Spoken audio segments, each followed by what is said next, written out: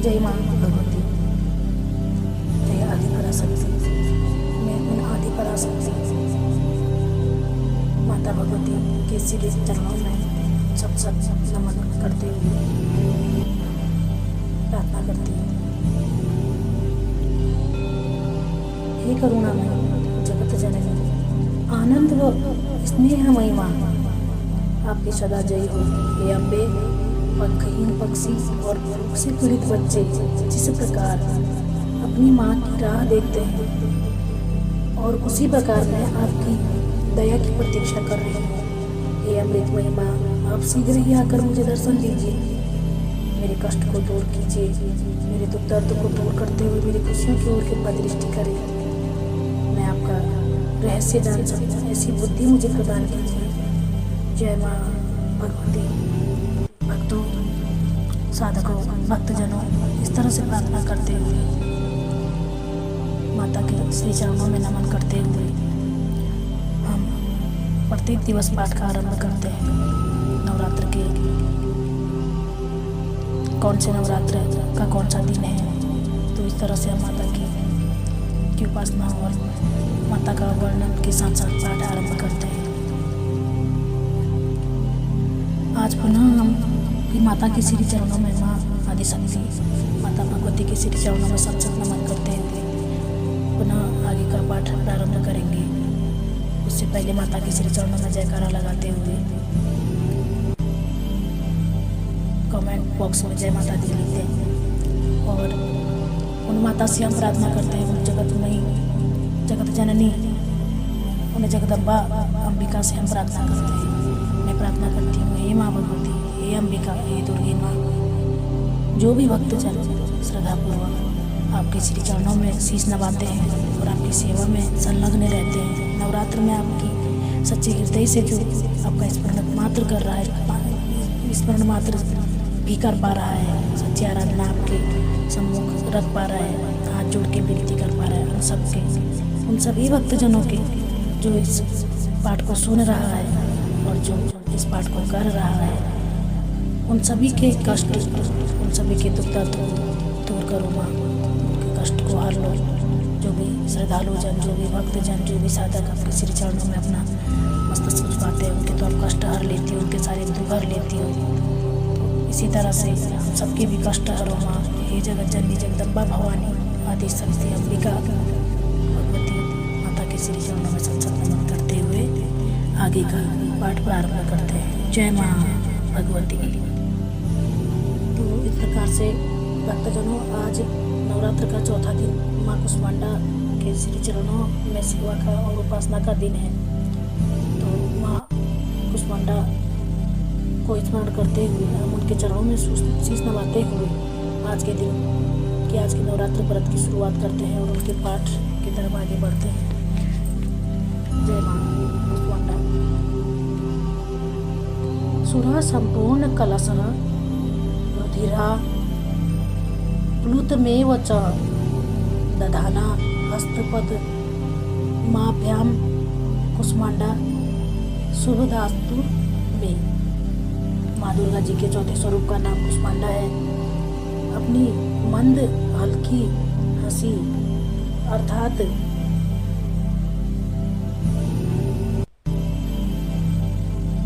मंद हल्की हंसी द्वारा अंड अर्थात ब्रह्मांड को उत्पन्न करने के कारण इन्हें कुष्मांडा देवी के नाम से आवाहित किया जा गया है।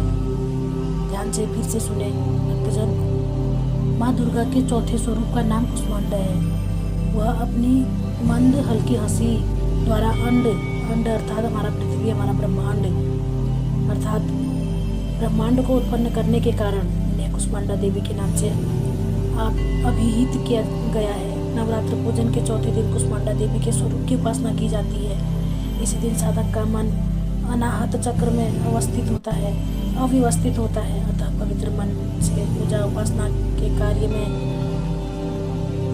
लगाना चाहिए। माँ की उपासना मनुष्य को सहज भाव से भवसागर से पार उतारने के लिए सर्वाधिक सुगम और श्रेयकर मार्ग है। माँ कुष्मांडा की उपासना मनुष्य को आदियों व्याधियों से सर्वदा भी मुक्त करके उसे सुख समृद्धि और उन्नति की ओर ले जाने वाली है।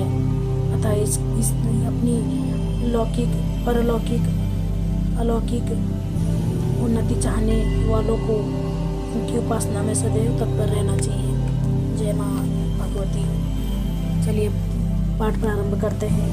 अब हम दुर्गा सप्तशती के आज हम 5वें अध्याय में हैं। चौथा अध्याय और तीसरा अध्याय हमने तीसरे दिन चंद्रघंटा वाले दिन पूर्ण किया था। अब हम 5वें अध्याय में हैं। देवी की स्तुति, अंबिका के रूप की प्रशंसा। इसी बोले प्राचीन समय में शुंभ निशुंभ दोनों असुरों ने बल के मद में आकर इंद्र का त्रिलोकी राज्य और यज्ञों के भाग छीन लिए। उन्हीं दोनों ने सूर्य, चंद्रमा, कुबेर और वरुण का अधिकार पा लिया। वायु एवं अग्नि का काम भी वही करने लगे। देवताओं को अपमानित, पराजित एवं राज्य भ्रष्ट करके स्वर्ग से निकाल दिया। जिनके अधिकार उन दोनों असुरों ने छीन लिए थे, वे सभी पराजित देवता अपराजिता देवी का स्मरण करने लगे कि उस देवी ने तो हमें वर दिया हुआ है कि आपत्ति काल में मेरा स्मरण करने पर तुम्हारे महान संकट तत्क्षण में मैं दूर कर दूंगी। यही वरदान विचार कर पर्वतराज हिमालय के पास सभी देवता पहुँचे। वहाँ भगवती की स्तुति करते हुए देवता बोले, देवी एवं महादेव को नमस्कार हो, शिवा को सदा नमस्कार हो, प्रकृति भद्रा को नमस्कार हो। हम संयम उस भगवती को प्रणाम करते हैं। रुद्र रूपा को नमस्कार, नित्य स्वरूपा गौरी एवं धात्री को नमो नमः हो। ज्योत्सना रूपिणी चंद्र स्वरूपा एवं सुखमयी को निरंतर नमो नमः। प्रणाम करने वालों की उन्नति करने वाली सिद्धि स्वरूपा को नमस्कार हो। दैत्यों की लक्ष्मी, राज्य लक्ष्मी शिव शंकर पत्नी माता जी को नमो नमः हो। दुर्गा संकट के पार कराने वाली दुर्गपारा, सार रूप सारा, सर्वकारिणी ख्याति कृष्णा धूम्रा देवी को निरंतर नमस्कार हो। अत्यंत सुंदर एवं अत्यंत भयंकर रूप है उस देवी को बार बार प्रणाम हो। जगत की प्रतिष्ठा रूपा कृति देवी को नमो नमः हो। जो देवी सभी प्राणियों में चेतना कही जाती है उसे बार बार नमस्कार हो। जो देवी सभी प्राणियों में निंद्रा रूप से कही गई है उसे नमस्कार, उसे बार बार नमस्कार हो। जो देवी सभी जंतुओं में शुद्धा और छाया रूप से स्थित है उसे नमस्कार, उसे बार बार नमस्कार हो। जो देवी प्राणियों में क्षमा शक्ति तथा तृष्णा रूप में स्थित है उसे नमस्कार हो, उसे नमस्कार हो, उसे बार बार नमस्कार हो। जो देवी सब प्राणियों में लज्जा शांति और श्रद्धा रूप में स्थित है उसे नमस्कार, उसे नमस्कार, उसे बार बार नमस्कार हो। जो देवी सभी प्राणियों में कांति रूप में स्थित है उसे नमस्कार, उसे नमस्कार, उसे नमस्कार, उसे बारंबार नमस्कार हो। जो देवी सभी प्राणियों में भ्रांति कांति और जो लक्ष्मी रूप से स्थित है उसे नमस्कार, उसे नमस्कार, उसे बारंबार नमस्कार हो। जो देवी समस्त जीव मात्र में वृत्ति रूपा से स्थित है उसको नमस्कार, उसको बार बार नमस्कार हो, उसको बारंबार नमस्कार हो। जो देवी समस्त जीव मात्र में स्मृति रूप में स्थित है उनको नमस्कार है, उसको नमस्कार है, उसको बार बार नमस्कार है, उसको बारंबार नमस्कार है। जो देवी समस्त जीव मात्र में तुष्टि रूप से स्थित है उसको नमस्कार, और उसको नमस्कार है, उसको बारंबार नमस्कार है।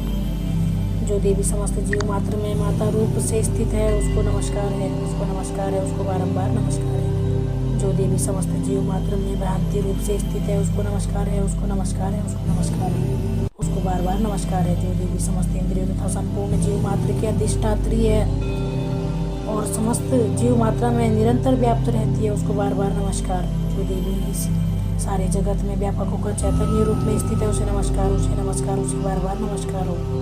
प्राचीन काल में अपने मनोरथ की सिद्धि के लिए देवताओं के जिस देवी की स्तुति की, इसी प्रकार कई दिनों तक सूर्यपति इंद्र जिसकी सेवा करता रहा वो मंगल रूपा परमेश्वरी हमारा मंगल एवं कल्याण करे और हमारी आपत्तियां दूर करे, दुष्ट दैत्यों से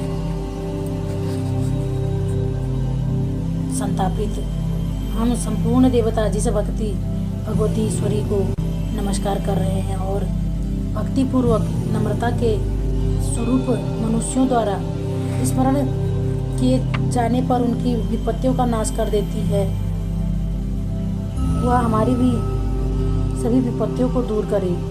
ऋषि बोले, हे राजन,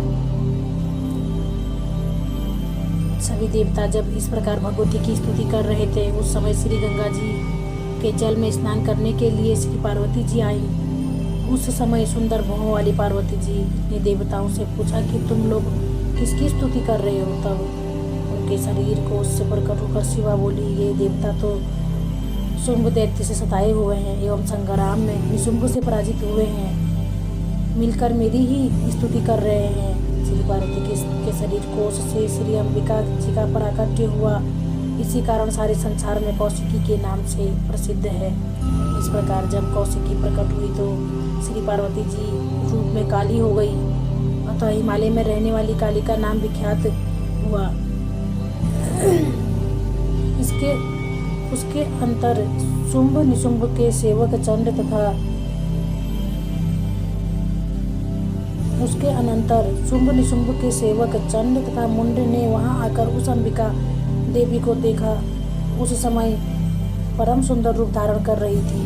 उन दोनों ने शुंभ दैत्य को जाकर कहा कि हिमालय को अपनी कांति से प्रकाशित करती हुई परम सुंदर स्त्री वहाँ बैठी है, वैसा उत्तम परम सुंदर रूप किसी ने भी कहीं न देखा होगा। हे असुरराज, वह देवी कौन होगी, इस बात का आप भी पता लगाइए और उसे ग्रहण कीजिए। वह स्त्री क्या है? रत्न ही है।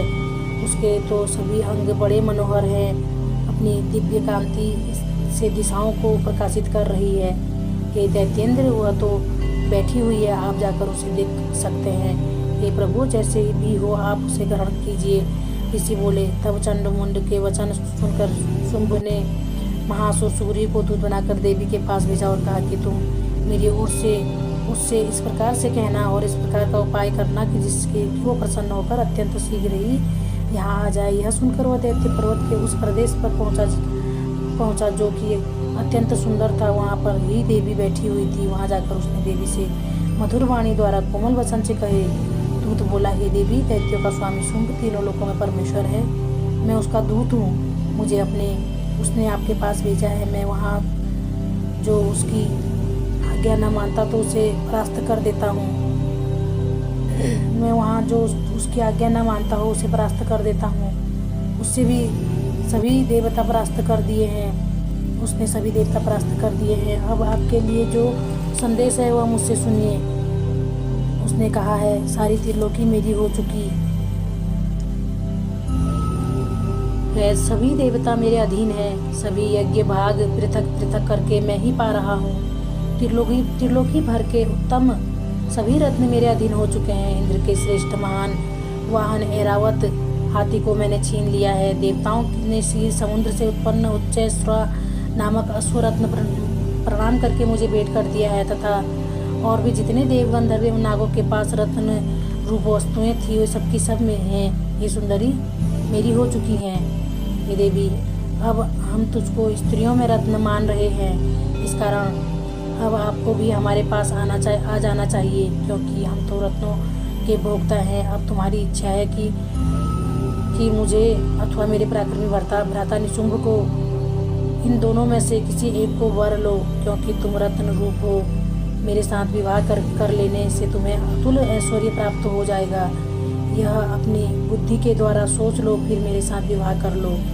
ऋषि बोले। जब इस प्रकार दूत ने देवी से कहा तब वह जगत को धारण करने वाली भगवती देवी जी गंभीर होकर मंद मुस्कान करके बोली, हे दूत, तुमने जो कुछ कहा वह सत्य है, मिथ्या कुछ भी नहीं है। इसमें संदेह नहीं है कि शुंभ त्रिलोकी का स्वामी है और निशुंभ भी वैसा ही है, किंतु मैंने प्रतिज्ञा की हुई है, उसे किस प्रकार से मैं मिथ्या करूं। प्रतिज्ञा इस प्रकार है कि जो मुझे युद्ध में जीत ले एवं मेरा अभिमान तोड़ दे और संसार में मेरे समान बलधारी हो, वह मेरा भरता हो सकता है। शुंभ आए अथवा असुर निशुंभ आ जाए, मुझे जीत कर मेरा शीघ्रता से पारिग्रहण करे। दूत बोला, हे देवी, तुम्हें अभिमान है जो इस प्रकार की बातें मेरे सामने कर रही हो।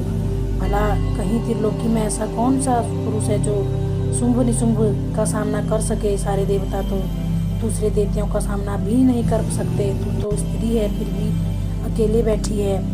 युद्ध भूमि में इंद्रादिक सभी देवता शुंभ जिस शुंभ आदि दैत्यों के सामने न ठहर सके, भला तू स्त्री होते हुए उसका सामना कैसे कर सकेगी? इस तरह चलने से तुम्हारी प्रतिष्ठा होगी, अन्यथा जब वो तुम्हारे केस पकड़कर घसीटते हुए ले जाएंगे तो तुम्हारा गौरव नष्ट हो जाएगा। हे देवी, हे दूत। देवी बोली, हे दूत, इसमें कोई संशय नहीं है कि शुंभ बलवान और निशुंभ भी पराक्रमी है, पर मैं करूं तो क्या करूं? प्रतिज्ञा करने से पहले यह बात मैंने नहीं सोची थी। अब तुम जाकर असुरराज को मेरी यही बात कह दो, फिर जो उसे उचित दिखाई दे वही करे। इति 5वां अध्याय। अब 6ठा अध्याय, धूम्रलोचन वध। ऋषि बोले, देवी जी का इस प्रकार का वचन सुनकर दूत क्रोध से लाल होकर लौट आया। फिर दैत्यराज को विस्तार से के साथ सभी बातें सुना दी। दूत के वचन सुनते ही दैत्यराज क्रोध से भर गया। दैत्यों के सेनापति धूम्रलोचन से बोला, हे धूम्रलोचन, तुम देर मत करो, अपनी सेना के साथ वहां जाकर उस दुष्टा को केसों से पकड़कर बलपूर्वक घसीटते हुए यहाँ जल्दी से ले आओ। उसकी रक्षार्थ यदि कोई भी वहाँ दूसरा उपस्थित हो, चाहे वह देवता, यक्ष, गंधर्व कोई भी हो, उसे मार डालो। ऋषि बोले, आज्ञा पाते ही वो धूम्रलोचन दैत्य 60,000 असुरों की सेना लेकर शीघ्र चल पड़ा। वहाँ पहुंचकर उसने हिमालय पर विराजमान देवी को देखा और ऊंची ऊंची आवाज से बोला, अरे तू शुंभ निशुंभ के पास चल। यदि अभी भी प्रसन्नतापूर्वक मेरे स्वामी के पास नहीं चलेगी तो स्मरण रख, तुझे तेरे बालों से पकड़कर घसीटते हुए बलपूर्वक मैं ले जाऊंगा। देवी बोली, इसमें संशय नहीं है कि तुम्हें दैत्येश्वर ने भेजा है। तुम स्वयं भी बलवान हो, बड़ी भारी सेना भी साथ ले आए हो। इस प्रकार की दशा में मुझे बलपूर्वक ले जाओ तो मैं तुम्हारा क्या कर सकती हूँ? ऋषि बोले, इस प्रकार का उसे उत्तर मिला तो धूम्रलोचन असुर देवी की ओर दौड़ा। तब तो देवी अंबिका जी ने हुंकार के शब्द से उसे भस्म कर दिया। फिर तो असुरों की क्रोध में आई बड़ी सेना तथा अंबिका जी ने एक दूसरे पर तीक्ष्ण बाण, शक्तियां, फरसे आदि बरसाने आरंभ कर दिए। फिर इधर देवी जी का वाहन सिंह भी कुपित होकर भयंकर नाद करता हुआ, अपने बाल झटकाता हुआ असुरों की सेना पर उछल पड़ा। उस सिंह ने कुछ असुरों को पंजों की मार से एवं कुछ एक को अपने जबड़ों से तथा कई एक असुरों को नीचे पटक कर दांतों व दाढ़ों से विदीर्ण करके मार डाला। कितने एक दैत्यों के केसरी ने नाखूनों से पेट फाड़ डाले, कितने एक दैत्यों को तल प्रहार कर उनके सिर धड़ से पृथक कर डाले और अन्यों की भुजाएं, सिर आदि छिन्न भिन्न कर दिए। कितनों के पेट फाड़ फाड़ कर गले के बाल फटकारते हुए सिंह से रुधिरपान किया। सिंह ने रुधिरपान किया। अत्यंत कुपित हुए देवी जी के वाहन बलवान सिंह ने क्षण भर में दैत्यों की सेना को क्षय कर दी। देवी जी ने उस असुर धूम्रलोचन को मार डाला। देवी जी के वाहन सिंह ने भी सारी सेना का क्षय कर दिया। शुंभ ने जब यह से सुना तो उसके क्रोध का पारा चढ़ गया और वो अपने और उसके होठ कांपने लगे। झट शुंभ ने चंड तथा मुंड दोनों दैत्यों को आज्ञा दी कि हे चंड मुंड, तुम दोनों बड़ी भारी सेना लेकर वहां पहुंचो, उसे जल्दी से यहाँ लाओ। उसे सेना लेकर खींचकर यहाँ बांध कर ले आओ। यदि इस प्रकार लाने में तुम लोगों को संचय हो तो युद्ध करो। सभी प्रकार के अस्त्र शस्त्र से सारे असुर मिलकर उसे मार डालो। उस दुष्टा के मर जाने पर एवं सिंह के भी मारे जाने पर जिस दशा में भी अंबिका पड़ी हो, उसे बांधकर अपने साथ शीघ्र ले आओ।